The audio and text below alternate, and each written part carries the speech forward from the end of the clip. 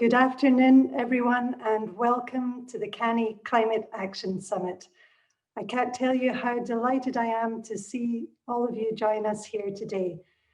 My name is Ailsa Lamont. I'm one of the founders of CANIE, the Climate Action Network for International Educators, and you'll be meeting a few of the rest of the team later today as we go through our wonderful programme for you.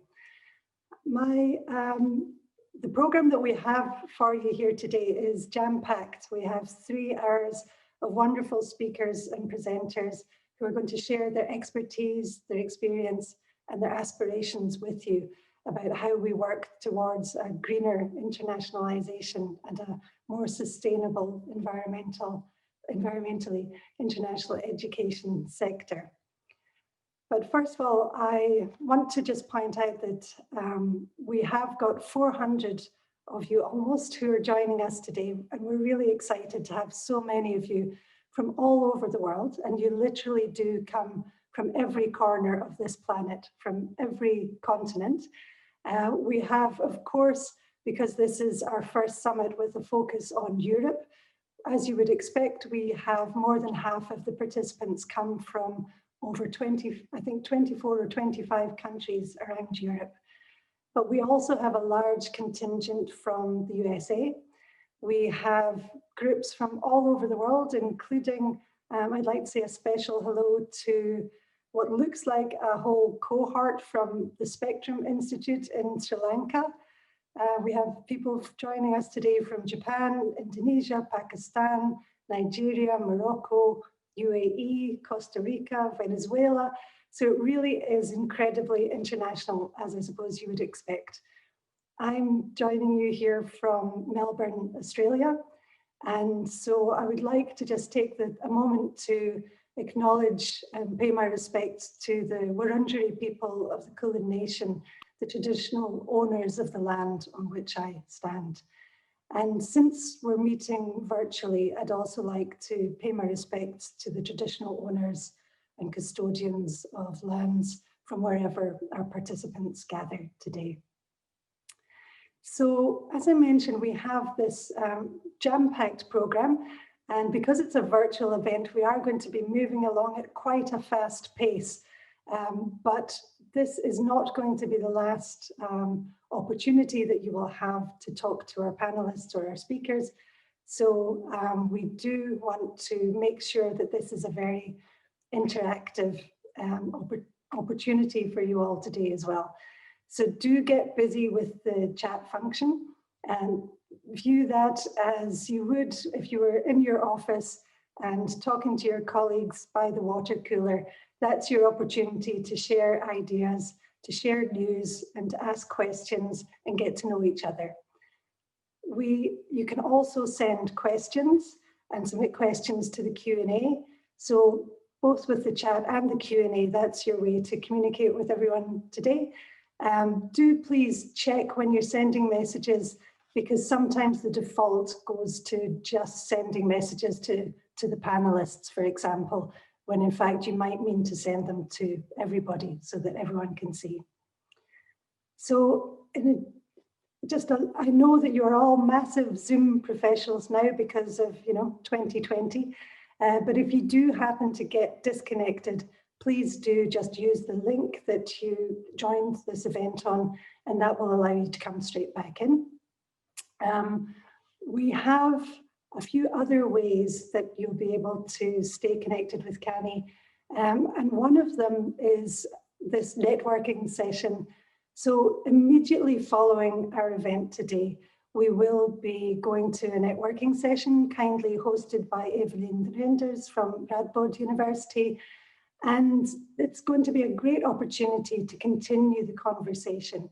So we will have breakout rooms in this networking session for each of the sessions within our programme today. So if you're particularly interested in the session about sustainable travel, or perhaps if incorporating climate action and sustainability into curriculum is more your bag, then there will be a breakout room for you to go. And our wonderful presenters and speakers have almost all made themselves available to stay on throughout the programme and also for the networking session. So please do join us for that if you can. It will start immediately following the main summit. It is on a separate, you will need to use a separate link to join the networking session because this is a webinar and that will be a Zoom meeting. So we will send you the link while this summit is on. So by the time you log out at the end, you should be able to quickly access that link. You can also connect with CANIE on all the major social media platforms. And of course, you can sign up on our website if you want to find out more about what CANIE is up to next. So those are a couple of the ways that you can stay connected with us. And I do want to talk a little bit now about what CANIE is. Who are we and why are we running this summit? So first of all, CANIE is a group, it was started just over a year ago by a group of concerned individuals, professionals working within the international education sector who saw the need and the opportunity for us as a collective, as an industry, to really do more.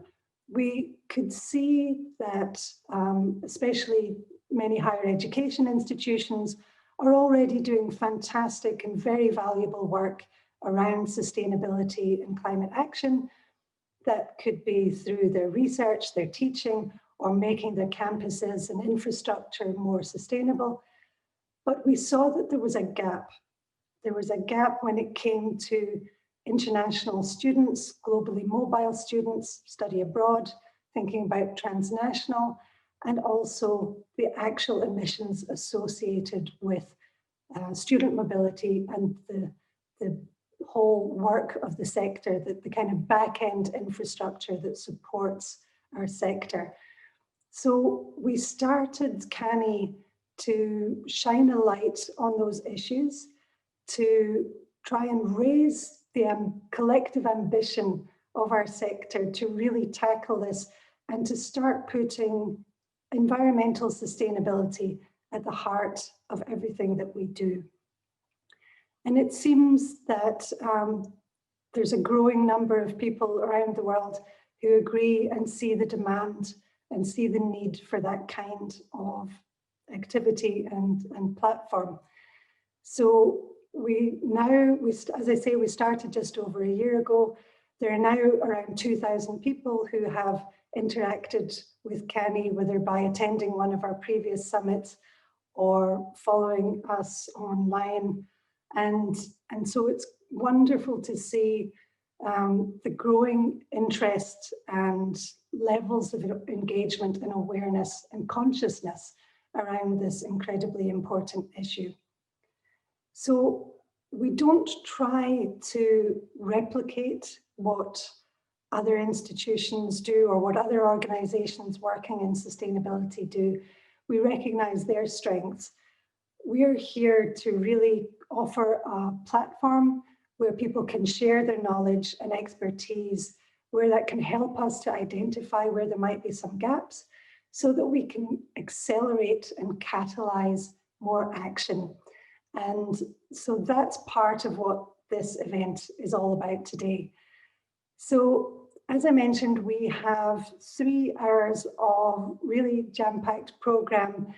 And I want to emphasize that, CANIE is a grassroots group. We are all involved in this on a voluntary basis. We are not a standard conference, and we don't want to be a standard kind of conference organizing provider. That's not who we are.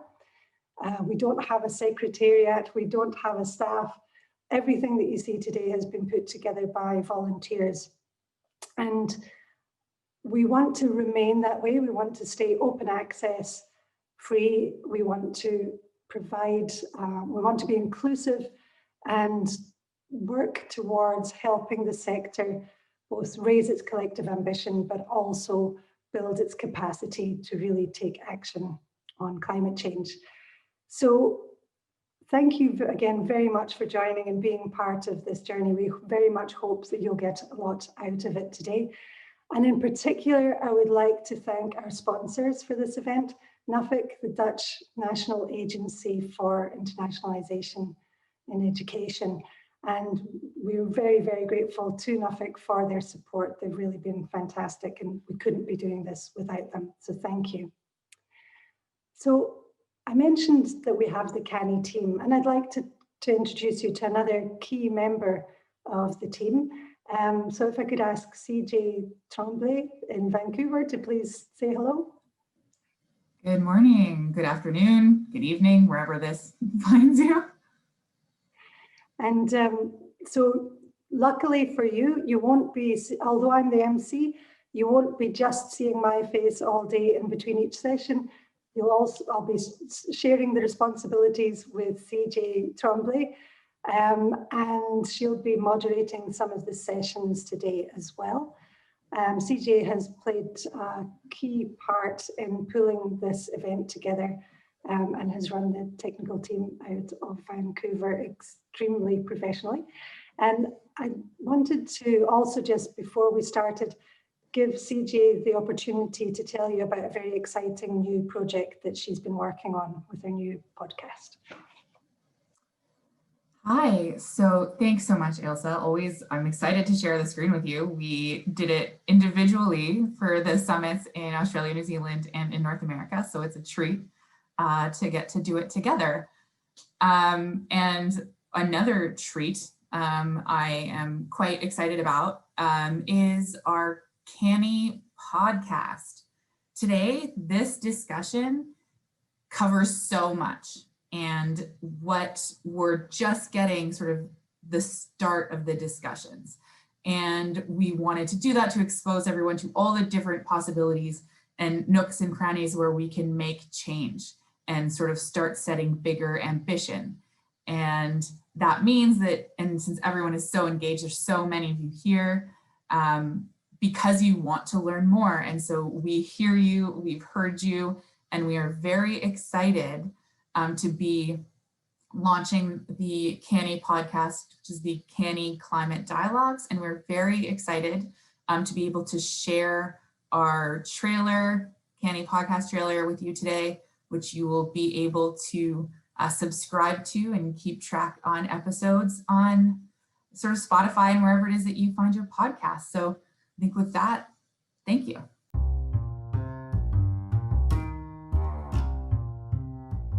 If you're curious about how the international education industry intersects with climate change, then this is the podcast for you. Did you know that the greenhouse gas emissions produced from international student mobility doubled between 1999 and 2014? Or that in 2019, emissions from student mobility was approximately equivalent to the total annual emissions of a medium-sized country like Croatia? And that doesn't even account for emissions from operations. For many of us in the international education industry, travel is part and parcel of our day-to-day work. In fact, our entire industry is built on moving and flying students from one place to another and back again. So how do we reconcile our work of creating global citizens and leveraging internationalization to solve big problems with the negative impact on our climate? We'll explore the intersection of international education and climate change, and how we, as professionals in academic institutions and organizations in the industry, can start putting our big brains together and using our influence to get our sector working towards net carbon neutrality. We'll talk about what that even means on the pod. I'll speak with guests from the international education industry all around the globe to talk about this intersection of what we do every day and climate change. We'll speak to administrators, researchers, policymakers, agents, students, scientists, advocates, and more, and we'll explore solutions that can make our industry more carbon conscious and emissions neutral. In our first season, we will touch on issues from exploring what international educators' roles are in climate action to reframing our mindset toward work travel. Be sure to head over to your favorite podcast platform and search for CANIE, spelled C-A-N-I-E, Climate Dialogues. And don't forget to subscribe. We are available on Spotify, Apple Podcasts, Stitcher, YouTube Music, or wherever it is that you get your podcasts. I'm CJ Tremblay, a founding member of CANIE, the Climate Action Network for International Educators, and this is the CANIE Climate Dialogues podcast, Talk to you soon. I was not kidding when I said talk to you guys soon. As Ailsa said, open access. We want everyone to sort of feel a part of this. So please do let us know if you have suggestions for guests, topics you'd like to explore further. We want this to be community driven. And so with that, I will hand it back to Ailsa.